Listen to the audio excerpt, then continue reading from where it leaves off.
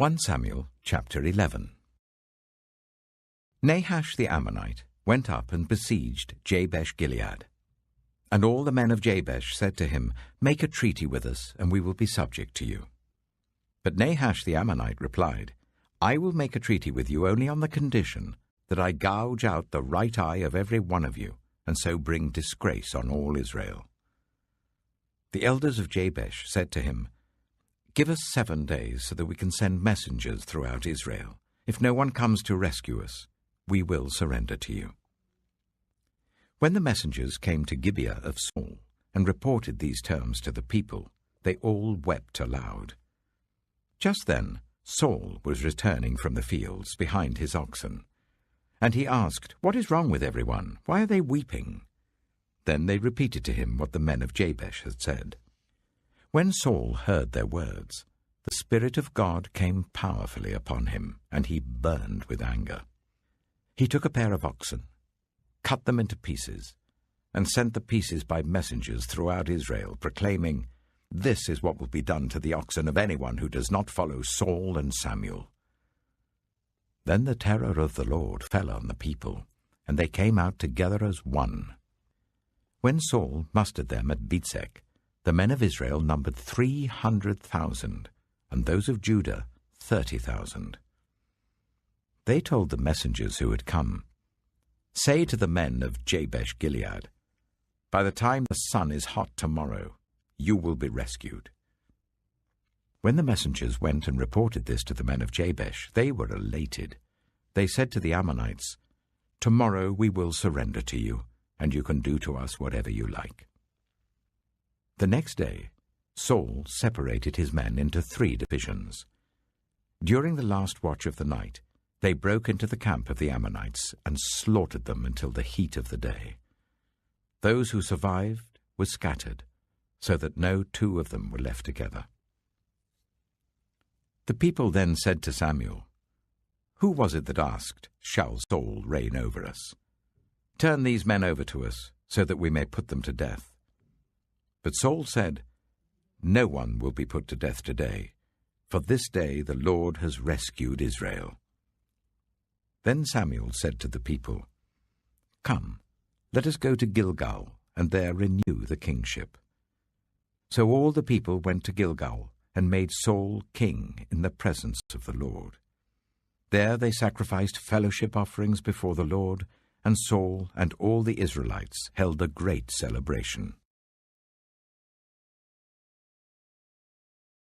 1 Samuel chapter 12. Samuel said to all Israel, "I have listened to everything you said to me, and have set a king over you. Now you have a king as your leader. As for me, I am old and grey, and my sons are here with you. I have been your leader from my youth until this day.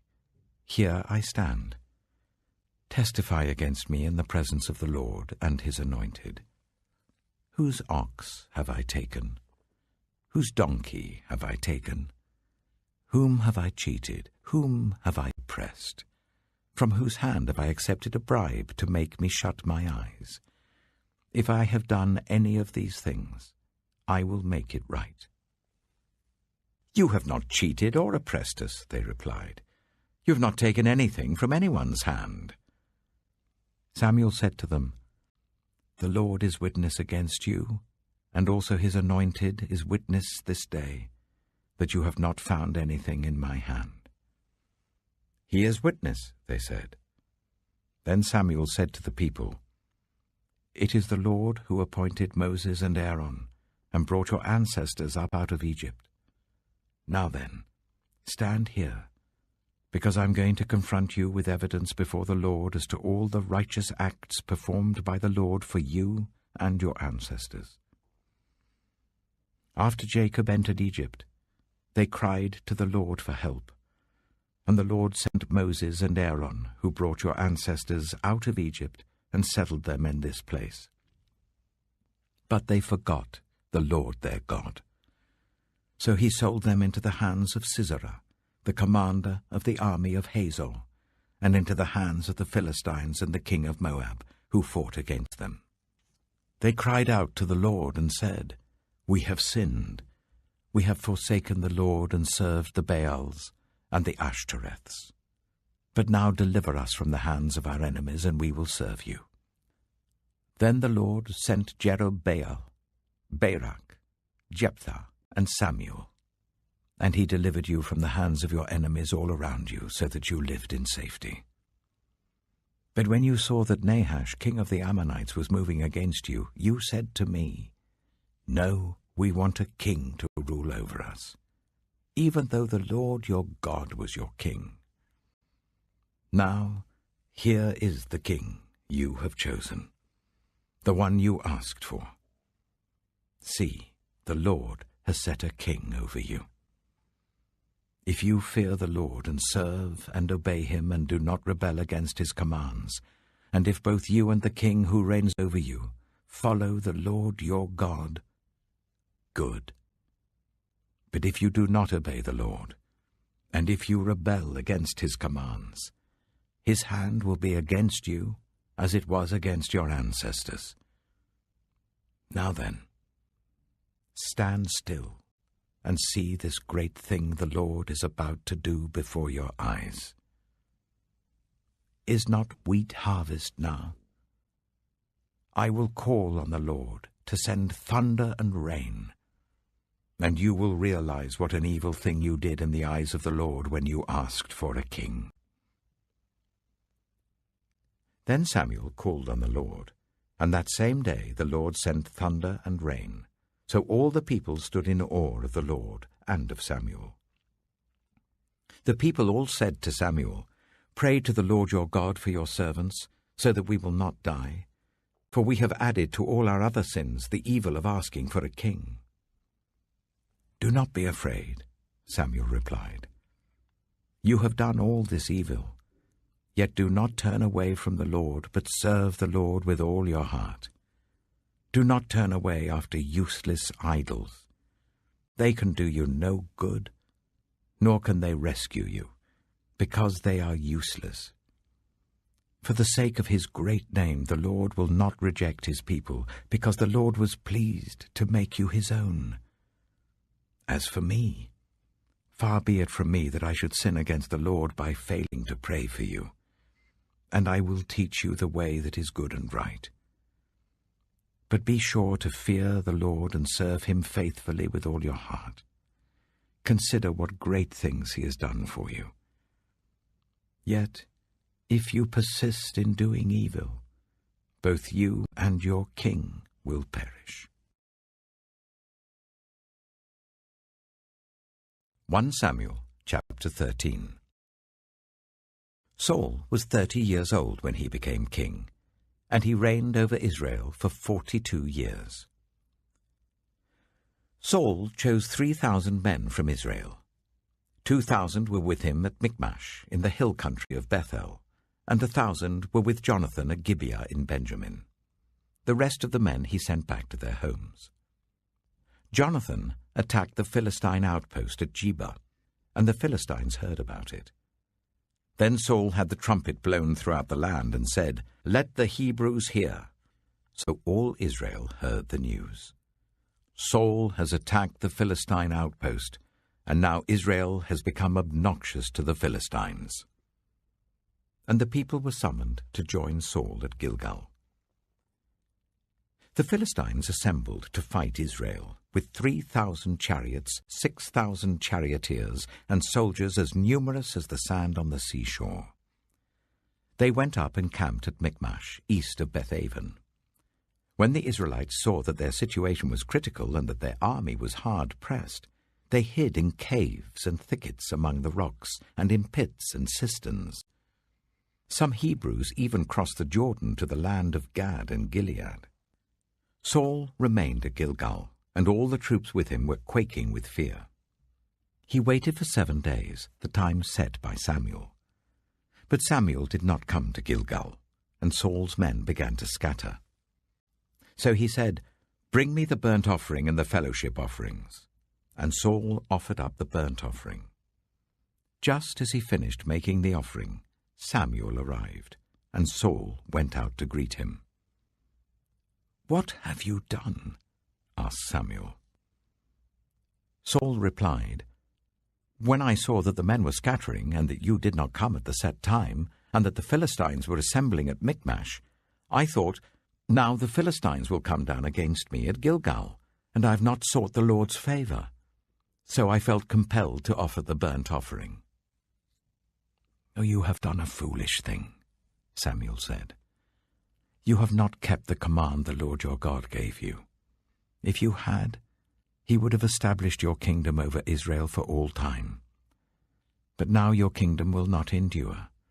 The Lord has sought out a man after his own heart, and appointed him ruler of his people, because you have not kept the Lord's command." Then Samuel left Gilgal and went up to Gibeah in Benjamin. And Saul counted the men who were with him. They numbered about 600.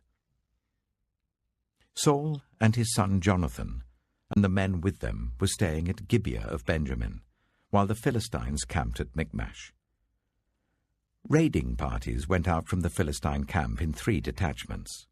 One turned towards Ophrah in the vicinity of Shual, another towards Beth-horon, and the third towards the borderland overlooking the valley of Zeboim, facing the wilderness. Not a blacksmith could be found in the whole land of Israel, because the Philistines had said, "Otherwise the Hebrews will make swords and spears."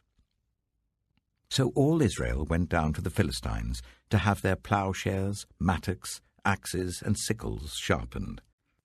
The price was 2/3 of a shekel for sharpening plowshares and mattocks, and 1/3 of a shekel for sharpening forks and axes, and for repointing goads. So on the day of the battle, not a soldier with Saul and Jonathan had a sword or spear in his hand. Only Saul and his son Jonathan had them. Now a detachment of Philistines had gone out to the pass at Michmash. John chapter 2. On the 3rd day, a wedding took place at Cana in Galilee. Jesus' mother was there, and Jesus and his disciples had also been invited to the wedding. When the wine was gone, Jesus' mother said to him, "They have no more wine." "Woman, why do you involve me?" Jesus replied. "My hour has not yet come." His mother said to the servants, "Do whatever he tells you." Nearby stood 6 stone water jars, the kind used by the Jews for ceremonial washing, each holding from 80 to 120 liters. Jesus said to the servants, "Fill the jars with water." So they filled them to the brim. Then he told them, "Now draw some out and take it to the master of the banquet." They did so, and the master of the banquet tasted the water that had been turned into wine.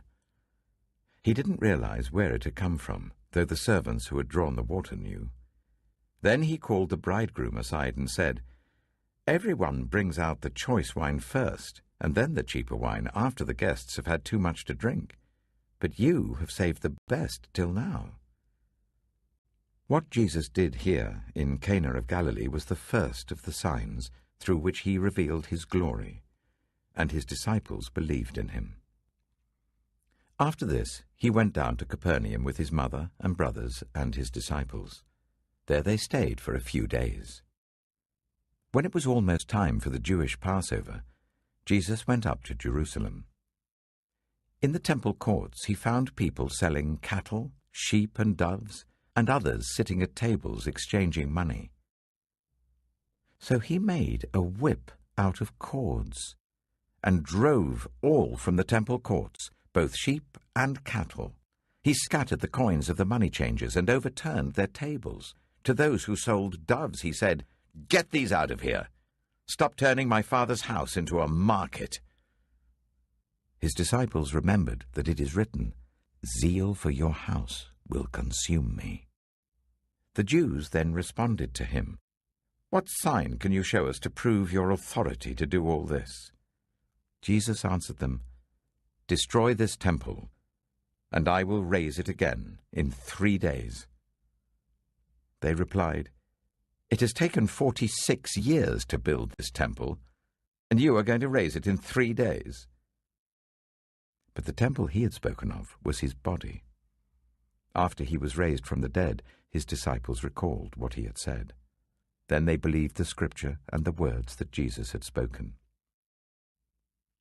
Now while he was in Jerusalem at the Passover festival, many people saw the signs he was performing and believed in his name.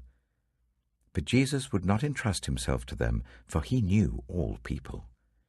He did not need any testimony about mankind, for he knew what was in each person. Psalm 98. Sing to the Lord a new song, for he has done marvelous things. His right hand and his holy arm have worked salvation for him. The Lord has made his salvation known and revealed his righteousness to the nations.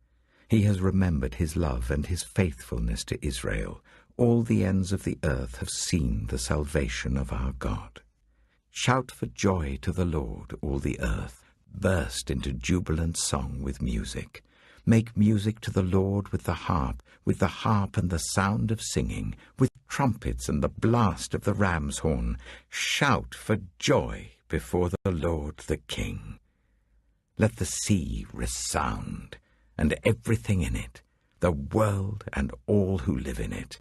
Let the rivers clap their hands. Let the mountains sing together for joy. Let them sing before the Lord, for he comes to judge the earth. He will judge the world in righteousness and the peoples with equity. Proverbs chapter 5. My son, pay attention to my wisdom. Turn your ear to my words of insight, that you may maintain discretion and your lips may preserve knowledge. For the lips of the adulterous woman drip honey, and her speech is smoother than oil. But in the end she is bitter as gall, sharp as a double-edged sword. Her feet go down to death. Her steps lead straight to the grave. She gives no thought to the way of life. Her paths wander aimlessly, but she does not know it. Now then, my sons, listen to me. Do not turn aside from what I say. Keep to a path far from her. Do not go near the door of her house, lest you lose your honor to others and your dignity to one who is cruel, lest strangers feast on your wealth and your toil enrich the house of another. At the end of your life you will groan when your flesh and body are spent. You will say, "How I hated discipline, how my heart spurned correction. I would not obey my teachers or turn my ear to my instructors, and I was soon in serious trouble in the assembly of God's people." Drink water from your own cistern, running water from your own well. Should your springs overflow in the streets, your streams of water in the public squares, let them be yours alone, never to be shared with strangers. May your fountain be blessed, and may you rejoice in the wife of your youth. A loving doe, a graceful deer, may her breasts satisfy you always. May you ever be intoxicated with her love. Why, my son, be intoxicated with another man's wife? Why embrace the bosom of a wayward woman?